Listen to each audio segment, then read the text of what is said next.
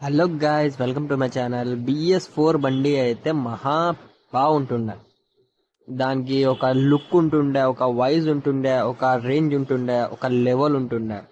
దానికి రేంజ్ చేయడానికి, దానికి హైప్ పోవడానికి ఏముండదు. Just speed and silence and mileage 45 50లో 55లో వెళ్ళిపోవాలా. మహాసరా పిరి పిరి ఇలి వెళ్ళిపోవాల్సిందే. 125 యాక్సిస్ లో బిఎస్4లో లేకుంటే 3లో. ఇప్పుడు వచ్చిన ఈడు లంగా లంగా వచ్చినాయి. ఇది ఈడు బిఎస్4 బండి ఎంత బాగుంది ఈడు, ఎంత నీట్ కండిషన్ లో పెట్టుకున్నా నేను.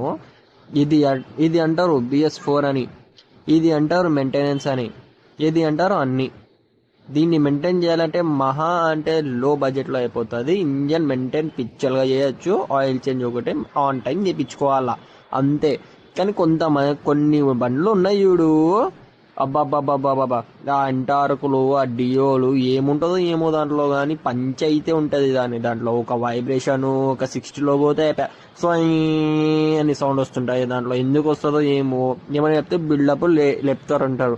ఈ బండి కూడా లేపడానికి వస్తుంది, మైలేజ్ వస్తుంది, మాడిఫికేషన్ చేయడానికి వస్తుంది, అన్నీ వస్తాయి. కానీ ఇప్పుడు వచ్చింది ఒక బండి బిఎస్6 యాక్సిస్. ఇది చూడు, లంగా హెడ్ లైట్ పెట్టినాడు. ఏమో ఇది యాక్సిస్ అంట, 125 ఎత్తేసినాడు. ఇంజన్ ఏమో అదే ఇంజన్ పెట్టి అదే వెనుకలు చూడు. నీ గొర్రాని పట్టుకొని ఆడబెట్టినట్టు ఉంది అది. నీ గొర్రాన కొడుకు ఎవడో వాడు అర్థం కాదు. ముందర ఏమో హెడ్ ల్యాంప్ లాగా ఏమో పెట్టినారు, వాడు డిఆర్ఎల్ అంట అది. ఇండియర్ ఇంత చిన్న పెట్టినాడు.